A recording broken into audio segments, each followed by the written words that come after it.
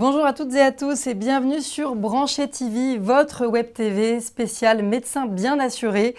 Actualité, innovation, recommandations scientifiques, mais aussi cas cliniques. Avec vous, on aborde avant tout la prévention des risques. Et aujourd'hui, nous allons aborder le risque médico-légal en chirurgie ophtalmologique. Comment sécuriser sa pratique? C'est ce que nous verrons aujourd'hui avec mes trois invités. Je vous présente tout d'abord le docteur Esther Blumen-Ohana. Bonjour docteur. Bonjour Alexia. Merci d'être avec nous, docteur Blumen. Vous êtes donc chirurgien ophtalmologiste à Paris. Vous êtes également vice-présidente du syndicat national des ophtalmologistes français et vous êtes spécialisée en chirurgie réfractive, cataracte et glaucome. À ma droite, maître Georges Lacueille. Bonjour Georges. Bonjour Alexia. Georges, vous êtes avocat spécialisé dans la défense des médecins et aujourd'hui vous allez nous apporter un éclairage médico-légal sur les différents cas que nous allons aborder. Et enfin, en duplex, nous sommes avec le docteur Cathy Albouganem. Bonjour docteur. Bonjour. Merci d'être avec nous. Vous êtes également chirurgien ophtalmologue et spécialisé en chirurgie réfractive et en cataracte. Merci encore d'être avec nous ce soir pour aborder différents cas qui vont permettre à vos confrères et consoeurs d'avoir un éclairage médico-légal et surtout de comprendre les bonnes attitudes, les bonnes pratiques à adopter selon les situations de votre pratique quotidienne. On va démarrer donc avec un premier cas que nous présente le docteur Blumen aujourd'hui. Docteur Blumen, je vous laisse la parole. J'ai choisi des cas de vraie vie pour illustrer en fait les différents problèmes qu'on peut être amené à rencontrer ou à gérer en pratique quotidienne en ophtalmologie. Et je vous raconte l'histoire d'une dame de 52 ans qui avait été opérée par un confrère de cataracte de son œil gauche avec une implantation multifocale torique, c'est-à-dire qu'elle avait bénéficié d'une chirurgie de la cataracte avec une implantation qu'on appelle premium et qui a pour ambition en fait de s'affranchir de sa correction optique. Elle est insatisfaite et très déçue et du coup elle m'est adressée parce qu'on suspecte qu'elle présente par ailleurs un glaucome à pression normale. Et on va passer les slides, tout à fait, on continue. En vrai, effectivement, son œil gauche n'a pas bien récupéré. Vous voyez qu'elle plafonne à 4/10 avec une petite correction. Et en réalité, une tension effectivement basse, donc qui n'est pas classique non plus pour un glaucome, mais bon, c'était le diagnostic de glaucome à pression normale avait été évoqué. Donc jusque-là, bien. Je regarde sa papille et je suis interpellée parce que son nerf optique n'est pas du tout évocateur de glaucome. Donc on lui fait faire tout un bilan, avec y compris une IRM, parce qu'on s'est dit qu'il y avait peut-être quelque chose au niveau du nerf optique en arrière du fond d'œil. Et en réalité, la solution s'est trouvée ailleurs, puisque cette dame avait un kératocone à la topographie qui a été réalisée a posteriori. Alors ça, c'était son nerf optique pour dire que l'œil gauche, c'est un OCT de nerf optique. Il n'y avait pas de déficit en fibres. Et pareil au niveau du complexe ganglionnaire maculaire, c'est une autre exploration pour démasquer un glaucome éventuel. Le champ visuel démontrait qu'il y avait un déficit diffus avec effectivement quelque chose au niveau du déficit localisé, mais ce n'était pas forcément en rapport avec la clinique. Et voici sa topographie, donc un kératocone qui survient au-delà de la partie centrale, donc c'est pour ça qu'on est sans doute passé à côté. Et manifestement, cette dame, elle n'avait pas eu cet examen avant son intervention de cataracte. Comment il s'appelle cet examen? C'est l'autre cas. Cet examen, c'est une topographie de cornée. Merci docteur. Donc, ce cas-là nous permet de rebondir sur l'importance de mener à bien le bilan préopératoire. Qu'est-ce que vous en retenez de ce cas? Qu'est-ce que ça vous évoque? Ce cas m'évoque en fait quand on prend en charge un patient pour quelle que soit la chirurgie, je pense qu'il faut être en adéquation avec son temps et les évolutions de la science et proposer effectivement les examens préopératoires qui nous permettent de poser le diagnostic, de vérifier que la cataracte est la seule pathologie impliquée, qu'il n'y a pas d'autres pathologies derrière qui peuvent être responsables d'une baisse de vision. C'est toujours plus facile d'écrire une attitude ou une conduite à tenir quand on reçoit la patiente a posteriori, mais néanmoins, la topographie de cornée, ça fait maintenant partie des examens qu'on propose dans le bilan préopératoire de façon universelle, si j'ose dire, et notamment quand on est amené à proposer une implantation multifocale. Et vous, en duplex, docteur Al-Bouganem, qu'est-ce que ça vous évoque? J'imagine que vous êtes d'accord avec votre consoeur, mais est-ce que vous pensez à d'autres cas, d'autres situations où il n'y a pas eu de catastrophe, mais où effectivement le bilan préopératoire et la traçabilité de celui-ci n'étaient pas effectivement dans les règles de l'art? Oui, on a tous des cas, et je suis d'accord avec Esther, c'est très facile après de dire effectivement on aurait dû faire ça et on n'aurait pas dû faire ça. Donc il faut quand même se méfier de ces cas-là qui sont un petit peu, et on les a tous, hein, des patients qui viennent nous voir après en nous disant voilà, j'ai eu ça et le résultat n'est pas parfait. D'autant plus que on a à contrario des patients qui ont des kératocones frustes et qui ont des implants multifocaux et qui vont bien. Donc, il faut quand même faire attention. Cependant, je suis tout à fait d'accord avec Esther. Il y a des examens qui sont maintenant incontournables surtout quand on veut mettre un implant que l'on dit premium et en particulier l'implant multifocal. Et la topographie, bien évidemment, en fait partie, de même que l'OCT de la rétine qui permet de voir si la macula va bien. Ça fait partie maintenant du bilan complet et indispensable lorsqu'on met un implant multifocal. Merci docteur. Maître Lacueille, sur la partie vraiment bilan préopératoire, bon là, sans rentrer dans la technique scientifique, puisque chacun son domaine, est-ce que c'est la même catégorie que l'information? Est-ce que tout doit être tracé? Comment on gère, on va dire, ce début de prise en charge? Alors, avant de parler d'information, je pense qu'il faut revenir sur cette question d'examen complémentaire que vous avez pratiqué, à savoir la topographie de cornée. Et la question est très simple, et elle se pose d'ailleurs dans toutes les spécialités chirurgicales. Il y a un standard de bilan préopératoire. Est-ce que la topographie de cornée en fait partie, oui ou non? C'est la grande question sur le plan juridique. Si elle en fait partie, c'était une erreur du précédent praticien de ne pas l'avoir demandé, fait pratiquer et utiliser. Si elle n'en fait pas partie, bon, on tombe sur un deuxième praticien, encore plus scrupuleux, et puis qui a l'attention éveillée parce qu'il y a un déficit, une complication, un déficit, et fait pratiquer cet examen complémentaire. Mais ce qui est important, c'est de dire qu'on ne peut pas faire pratiquer tous les examens avant chaque geste chirurgical. Donc ce qui compte, c'est votre société savante, votre pratique professionnelle. Est-ce que c'est nécessaire? Alors, est-ce que c'est un standard ou pas? En vous écoutant parler, et je serais contente aussi d'avoir l'avis de Cathy, il n'y a rien qui soit écrit dans le marbre et qui dise ce qu'il faut faire dans un bilan, quel est le prérequis d'un bilan préopératoire. Bien sûr, il va falloir faire le calcul d'un plan. Bien sûr, on est susceptible de faire un fond d'œil, mais les examens dont on parlait juste avant, un OCT et une topographie, ou il y a d'autres examens qu'on est amené à faire dans un bilan préopératoire et que je fais volontiers, par exemple, c'est l'analyse des cellules, une microscopie spéculaire. Endothéliale. Pour vérifier qu'il n'y a pas de déficit de vieillissement prématuré de la cornée qui peut engendrer d'autres complications. Mais on n'a pas une règle du jeu qui dise il faut faire tel et tel et tel et tel examen. La société savante ne s'est pas positionnée là-dessus. De façon radicale et inscrite claire et nette, non. Oui, mais après, est-ce qu'il y a des... Pardon, allez-y, docteur. Je pense, pardon, que volontairement, parce que là, on vient de faire un petit bilan préopératoire qui coûte plus de 150 000 € en matériel aux ophtalmos. Donc c'est alors les appareils. Aujourd'hui, si vous voulez, il y a des ophtalmos qui travaillent en groupe. Donc effectivement, on peut se permettre d'avoir tous ces examens complémentaires.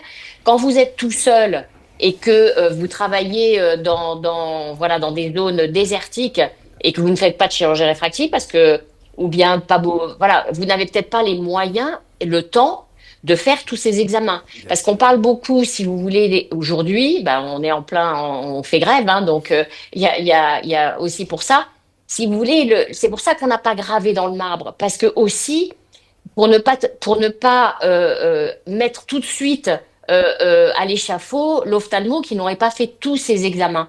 Parce que, comme je le disais tout à l'heure, on a des patients qui ont des topographies un tout petit peu limites, je dirais. Parce que quand ils ont des baisses de vision, il est bien évident que c'est facile, ou lorsqu'ils ont des kératocones avérés, mais qui ont des topographies limites et qui ont des implants multifocaux et qui vont très bien. Donc c'est un peu compliqué, toujours en médecine. C'est pas noir et blanc. Il y a des zones grises et quand on est dans les zones grises, c'est un peu compliqué. Merci docteur Ganem. Justement, on parle de zone grise. Est-ce qu'on parle aussi de zone grise en droit? Est-ce que, sans aller dans faire tous les examens, est-ce qu'il y a quand même une conduite à tenir, un peu comme sur l'information où tout n'est pas vraiment obligatoire mais un petit peu induit? Comment le médecin peut se positionner? En fait, à partir du moment où la société savante n'a pas élaboré un cahier des charges préopératoire en fonction de chaque geste prévu, envisagé, ça va être expert dépendant.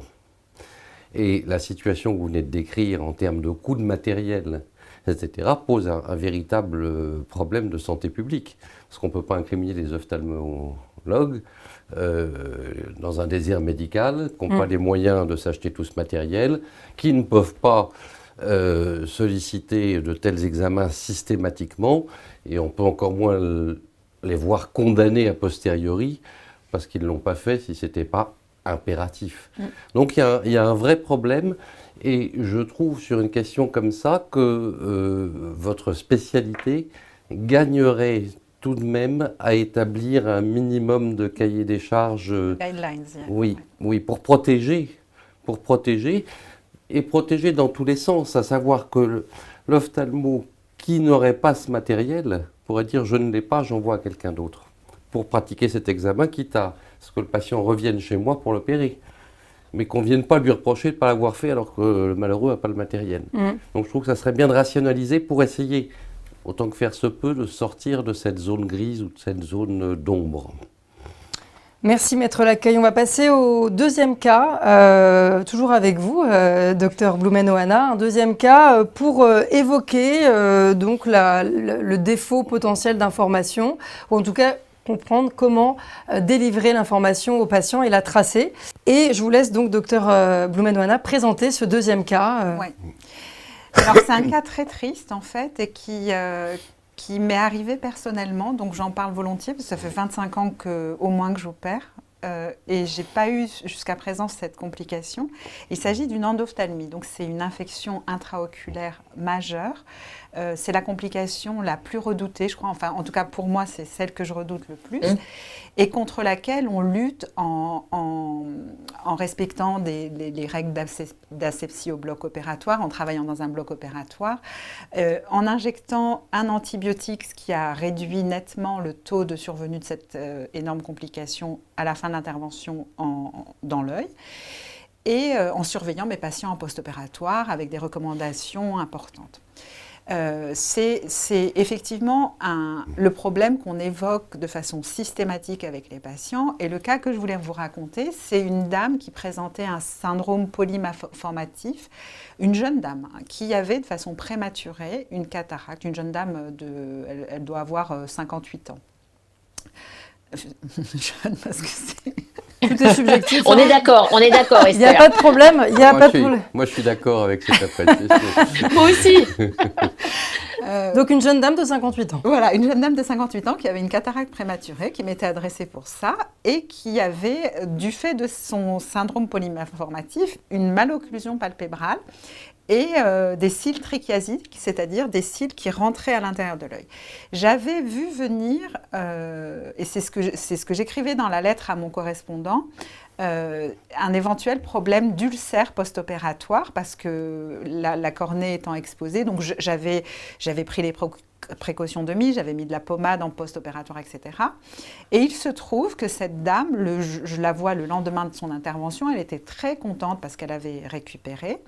Elle rentre chez elle et du fait de son syndrome polymalformatif, elle n'avait pas de sensation douloureuse. Et elle, plutôt que de m'appeler, parce que mes patients opérés ont moyen de me joindre, plutôt que de m'appeler, elle a appelé un hôpital, le service des urgences, et en décrivant ce ce qu'elle ressentait, c'est-à-dire des corps flottants. Donc ça, c'est pas du tout évocateur d'une endophtalmie, c'est évocateur éventuellement d'un début de décollement de rétine. Et l'interne des urgences dit ah ben vous inquiétez pas, de toute façon là il est minuit. Restez chez vous, venez plutôt demain à la première heure. Le lendemain à la première heure, elle m'appelle et je lui dis venez tout de suite. Et là, bingo, catastrophe. Un hypopion, donc une marque assez typique d'un problème infectieux. Donc, elle est prise en charge rapidement, etc.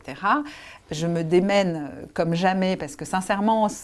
Et donc, il y a une relation qui se crée au fur et à mesure du temps. Et même si elle a perdu la fonctionnalité de son œil, elle ne m'en veut pas directement parce qu'elle a vu à quel point j'étais touchée par la complication qui lui arrivait et parce que je n'ai pas rompu le lien, c'est-à-dire que je suis allée la voir à l'hôpital, je l'ai revue, je la revois jusqu'à présent et elle continue à m'adresser ses copines pour la chirurgie. Du coup, c'était dire que j'étais contente d'avoir tracé le consentement éclairé, que je lui avais évoqué des complications infectieuses qui pouvaient survenir d'une façon générale, mais plus particulièrement dans son cas précis à cause de la malocclusion palpébrale, que j'avais écrit à mon correspondant en évoquant ce problème de surface oculaire potentielle, que je l'avais vu plusieurs fois avant de la programmer, même si dans l'immense majorité des cas, quand un patient nous est adressé pour une cataracte, on fait le bilan, on l'opère après, assez rapidement. Cette dame, j'avais besoin de poser les choses parce qu'il y avait un certain nombre... Vous le sentiez pas? Je sentais qu'il pouvait y avoir un problème. Alors, donc le docteur Blumen Blumen évoque là deux aspects qui me paraissent fondamentaux. Le premier, évidemment, c'est celui de l'information. On ne peut plus, en 2026, opérer sans avoir une trace de l'information qui a été délivrée et une trace conséquente. C'est-à-dire pas un petit document avec un paragraphe de 3 lignes, mais si possible, si votre société savante en édite, des fiches d'information afférentes aux gestes envisagés. Il ne faut pas seulement se contenter de remettre ces fiches aux patients, il faut les faire signer et en garder un exemplaire signé. Parce que là, la simple remise sans trace de la dite remise équivaut à rien. Premier aspect, donc information. Il est toujours important de répéter que l'information est indispensable, est obligatoire. Et je vais même plus loin, un chirurgien qui opère sans information et sans trace d'information donne aux experts une présomption de déficience de qualité technique. Parce qu'on se dit, mais s'il ne prend pas ces précautions tellement basiques à notre époque, peut-être que sur le plan technique, il va être aussi déficient. Premier aspect. Le second aspect est pour moi passionnant et fondamental. En 30 ans de défense des médecins, je trouve que ma première philosophie, c'est ce que vous avez décrit. Quand il y a une complication, garder le contact, être présent. Et c'est difficile parce que les médecins, les chirurgiens, selon ce que j'ai vu, quand il y a une complication, même non fautive, ils culpabilisent. Ah oui. Ils souffrent, ils sont gênés. Et cette culpabilité, cette souffrance peut générer un mécanisme de recul, d'éloignement. Or non, paradoxalement, au moment où on a envie d'être le plus loin, c'est là qu'il faut être le plus près. C'est important, c'est plus important d'être près avec une complication que quand tout va bien, évidemment. Et ce que vous décrivez, cette histoire, c'est ça, c'est magnifique. Et ça montre très bien la valeur de ce principe humaniste du médecin. J'ai une complication, je suis là, je fais tout pour la gérer et je ne laisse pas ma culpabilité envahir le terrain. Docteur Albou, Ghanem, évidemment, ça fait écho à votre pratique. Bien vous avez sûr. sans doute Alors, rencontré... J'ai un cas d'endophtalmie, effectivement, qui m'a beaucoup marqué avant l'injection d'antibiotiques que l'on fait maintenant systématiquement dans l'œil à la fin de l'intervention. Et cette patiente, voilà, elle a marqué ma carrière. Je l'ai eue il y a à peu près une vingtaine d'années. Et comme Esther, c'est quasiment le même cas. C'est-à-dire que mes patients que j'opère ont le téléphone portable. J'avais été faire un cours à Grenoble, je m'en souviens. J'étais dans le train. Elle m'appelle à 6h30 du matin. En me disant, je l'avais vu à mon cabinet en post-opératoire le lendemain, elle allait très bien. Je pars à Grenoble faire un cours le soir et dans le train du lendemain matin, elle m'appelle et elle me dit j'ai mal à l'œil. Je lui dis j'arrive à Paris à 8h30, je vous vois tout de suite. Et effectivement, comme Esther, elle avait une infection. On s'est battu comme des diables et la même chose. Et on s'est retrouvés aussi pour qu'elle puisse être dédommagée. Et quand elle arrive et elle m'embrasse. Et l'avocat qui était avec moi me dit mais vous avez gardé des bons contacts. Je lui dis mais bien sûr. Donc voilà. Donc et je pense que c'est des patients qui nous marquent et les patients qui vont pas bien, enfin moi personnellement, je les suis quasiment tout le temps et je les entoure encore plus parce que bah, d'abord moi ça me fait des nuits sans sommeil et que j'ai besoin effectivement de les voir souvent pour voir comment si on améliore en espérant toujours effectivement améliorer leur vision et leur confort parce que c'est pour ça qu'on est là. Mais malheureusement, de temps en temps, on a des échecs sur ce plan et c'est des patients qui nous marquent. Merci beaucoup, docteur. Effectivement, bah, l'aléa, le risque fait partie de l'exercice. De toute manière, aucune spécialité n'est épargnée et plus on opère, plus on est exposé au risque. C'est comme ça. Est-ce que vous auriez envie de peut-être donner des messages avec lesquels les jeunes qui s'installent là et qui ont moins d'expérience, moins de recul, voilà, pourraient peut-être partir avec ces messages-là, vos jeunes confrères libéraux? C'est pas évident, alors sur différents points.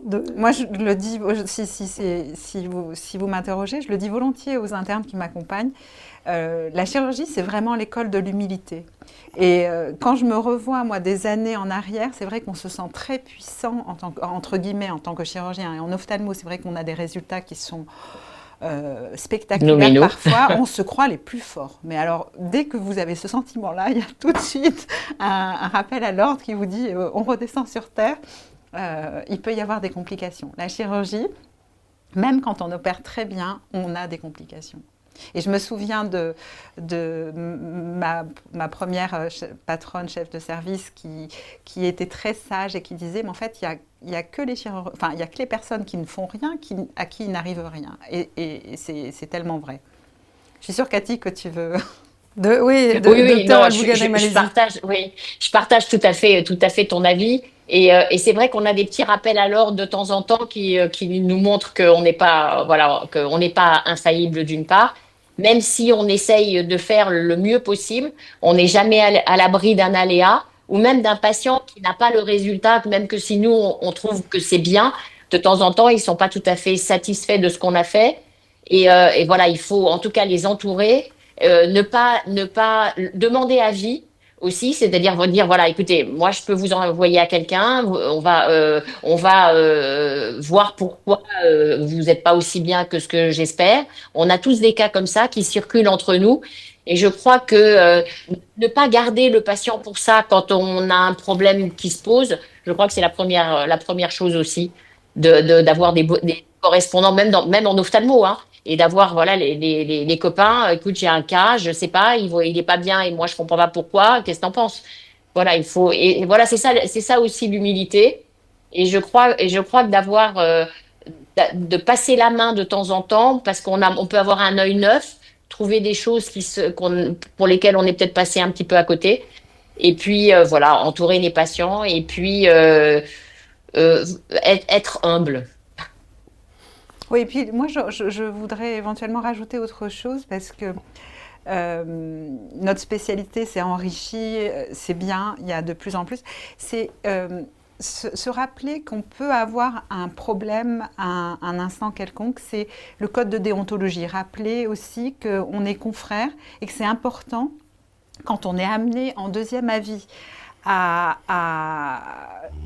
avoir à gérer la complication de quelqu'un d'autre, c'est pas la peine d'essayer d'enfoncer son confrère.